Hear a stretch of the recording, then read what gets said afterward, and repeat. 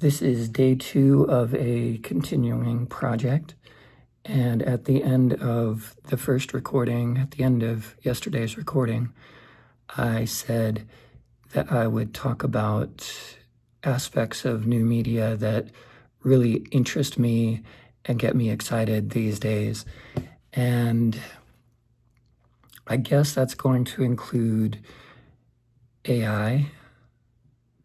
I think that things are really moving quickly with that. And I do think that it does have the possibility of being as fundamentally transformative to society as the internet itself was. Though I think that's going to take time, but it is moving very quickly. But I think that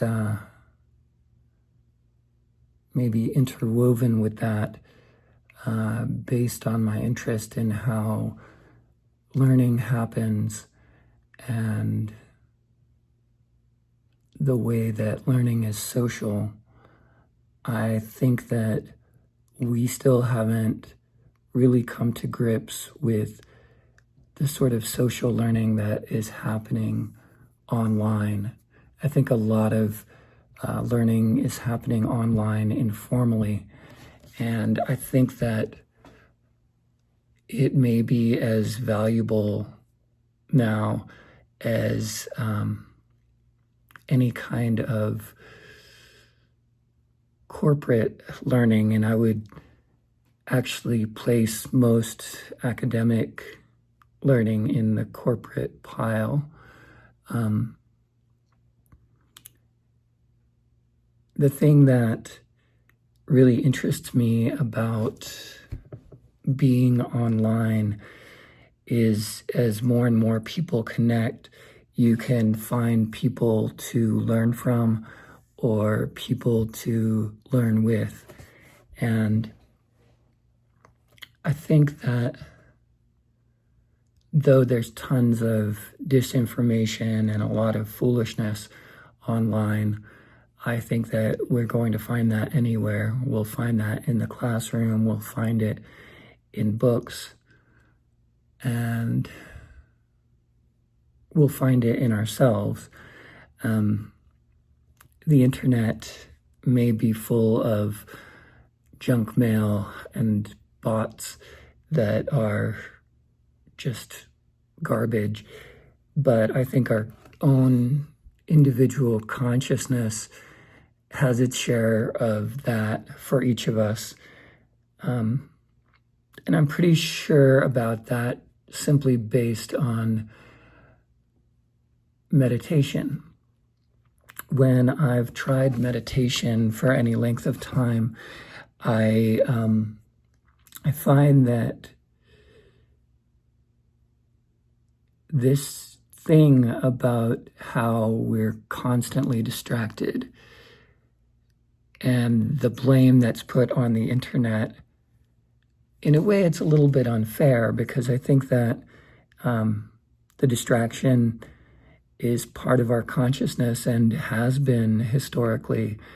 And if we don't train it to, quote unquote, pay attention, to tune out certain information and focus on other information, to blame all of those changes on the internet seems kind of stupid. At the same time, I do find that I spend an inordinate amount of time staring at a glowing rectangle, kind of like this rectangle that you're seeing me through. Or maybe it's a square, but it's a parallelogram of some sort. And the fact that we spend so much time in here is, it does bring me pause, but the same kind of strangeness of the behavior of staring at a glowing rectangle, whether it's our phone or a computer or before that a TV, while that may seem, I don't know, unnatural or strange if we look at it from a certain perspective, if we step back in terms of media and we think about reading books, something that I imagine most academics lionize right now, and I still appreciate. I think that staring at books or reading books, which does involve a lot of staring, is still staring at rectangles, but it's looking at dead trees instead of some sort of crystal screen or glass screen. And any kind of mediation is going to accentuate certain things, and it's going to kind of take certain things and put them more in the background. It's going to direct our focus in certain ways. And I know that Marshall McLuhan talked a lot about that when he talked about media, especially towards the end of his career. He had sort of a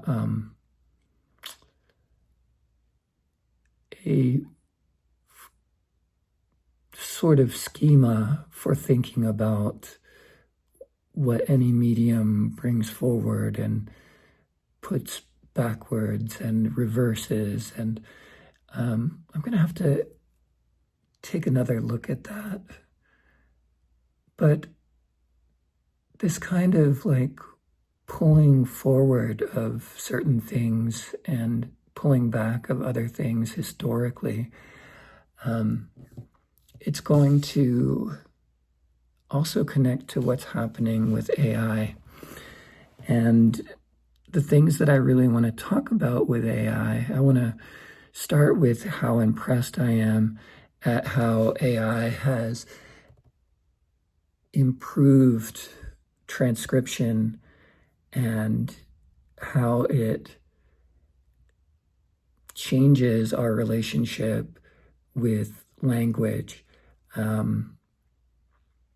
It may make us more oral, and I think that the sort of speech mode that is incorporated in things like ChatGPT, I think that, for one thing, for me, as someone who types very slowly and not nearly as fast as I think, being able to dictate or being able to talk to a tool is exciting, but it's complicated because as we talk more and more to our phones or our computers, will we be talking more or less to other human beings around us?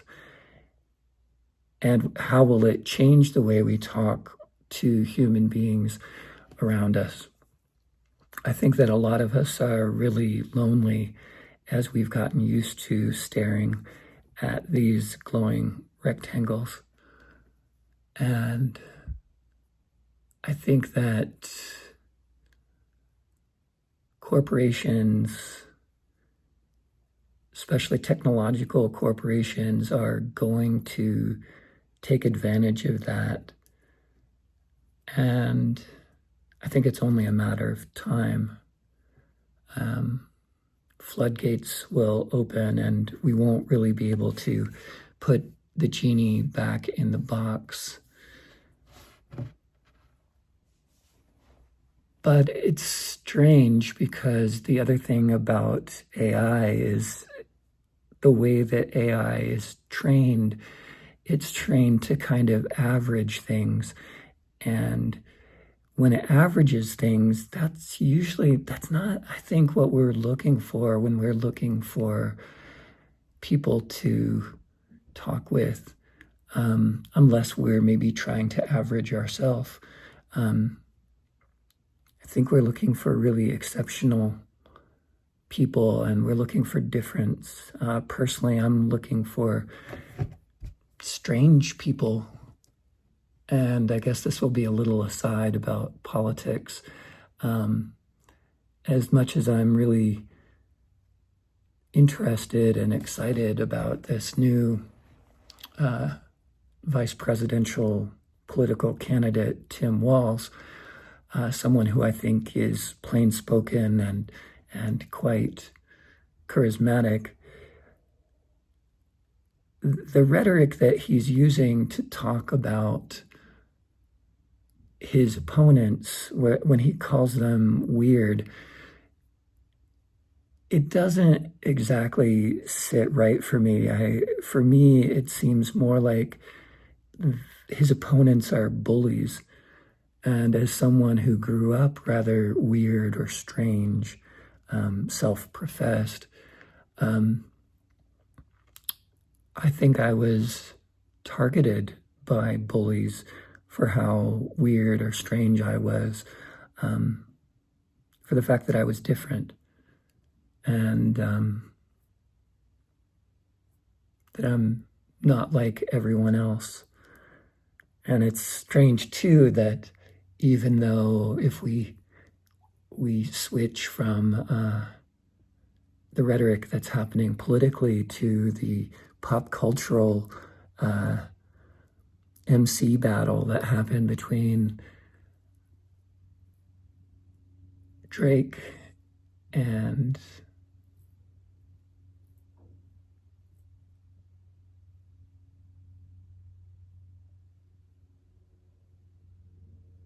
oh my gosh, and Kendrick Lamar. I don't know why it took me a while to find the name Kendrick Lamar, who was the clear winner in that MC battle. He used the same rhetoric to win when he talks about his opponent as not like us, not like us. And I just want to say that if you're not like me, that's fine by me. You don't have to be like me. And I don't feel an obligation to be a whole lot like you. I think that we can get along just fine. So while there's a ramping up of that and a tooling of that, I am still very interested in the strange and in people that don't see things the way everyone else sees things. And honestly, I think that from my point of view, I think both Drake and the Republican candidates right now do think like a lot of people. And it's a kind of thinking, if it is actually thinking at all, that I think is very lazy, and I associate with the kind of bullying that shaped me when I was younger. But the thing I like about strange people is also what I like about the possibility of what can happen in artificial intelligence. There's something that certain people in the machine learning and AI field are doing to try to improve AI, and that is to reduce what is commonly called hallucination. And hallucination usually is just like, if it's in text, it's a factual mistake. In an image, it's when something looks really off, like when a hand looks kind of distorted or mangled, or maybe there's extra fingers or something like that, or faces don't look right, or things are just kind of off. And I understand the sort of common sense of trying to reduce hallucination, It's a kind of scientific imperative, I think, as an artist or someone trained in art, and as a creative person. I think that hallucination is one. It's more common than we want to believe. A lot of what we think is common sense or factual might actually be hallucination, and we should, if we want to be scientific, carry a kind of skepticism with us. But I also think that hallucination can be a kind of mutation in thinking.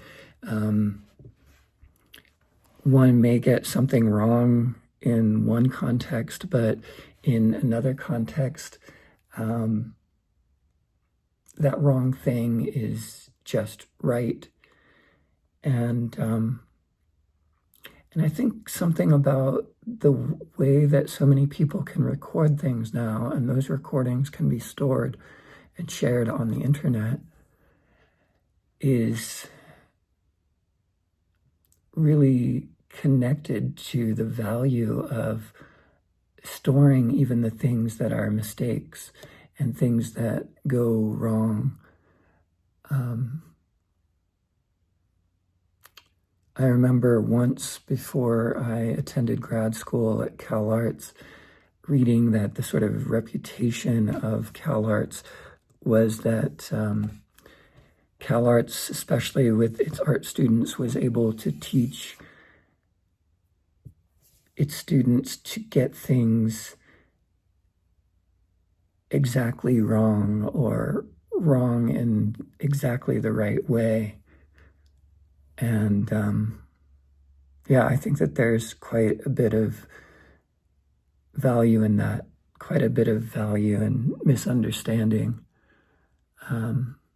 Lately, I've been listening to a podcast about Nietzsche. I think it's called Essential Salts.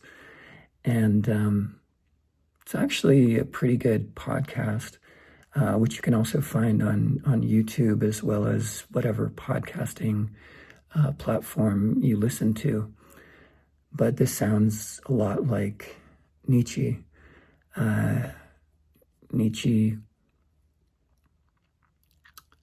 I think, sees a certain kind of getting things wrong as noble.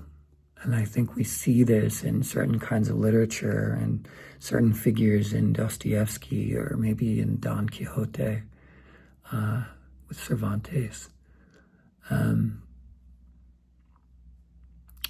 And I think we also find it in occult systems and things like in the tarot deck, starting with the Fool. And for me, as I've started studying the system of tarot, just looking at it as a system to play with, like language or text or letters or numbers, getting past the way that the Fool card is often numbered 0, and it's followed by the Magician card, which is number 1. And the 0-1 of the Fool and the Magician is a sort of dichotomy, a kind of binary that makes a whole lot of sense to me. And I rarely feel like a magician, though I love magic, and I really believe that there is, to quote Shakespeare, there's more in heaven and earth than in our philosophies. Even though I believe in magic, I think that maybe the only way into it is to be a fool, and to be seen as a fool, and to accept the foolish parts of oneself. And I guess I'm trying to do this work to put the foolish parts of myself on display for everyone.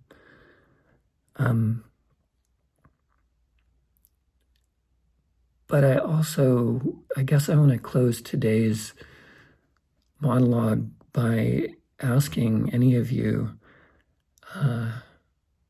who've gotten this far or have gotten anything out of this video or the last video, please leave a comment. I've noticed a few likes on my last post, which I really appreciate. But I'd really like to have a dialogue, an open dialogue. I'd like to open myself up for questioning, correction.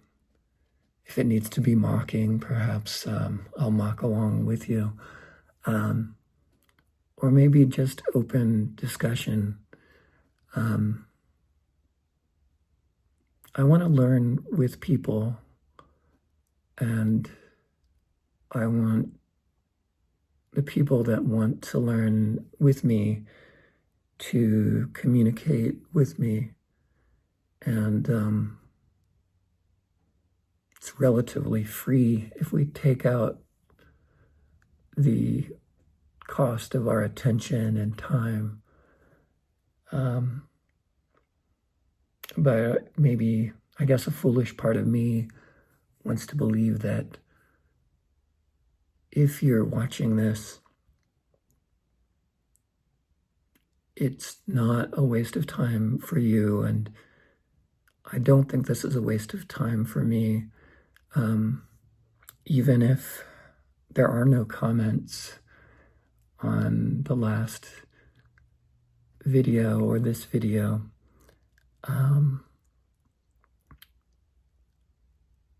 I guess I still get some value out of trying to clarify these loose thoughts, trying to organize things in real time. And I don't think I'm going to edit this. I may, again, have CapCut transcribe it, but I don't know if I want to include other effects. Maybe I'll blur the background again, but I don't think this needs to be heavily edited, or I don't really need to distract you from what I'm saying or trying to say.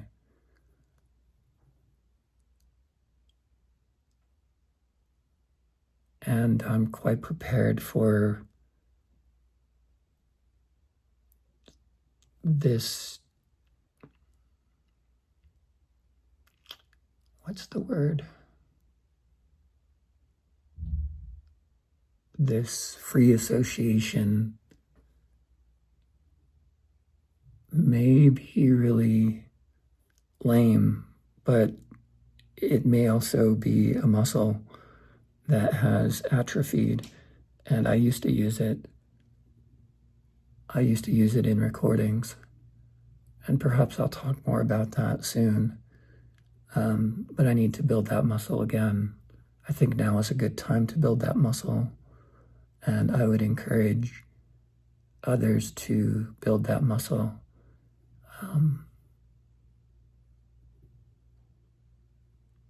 And I guess that's enough reps for today.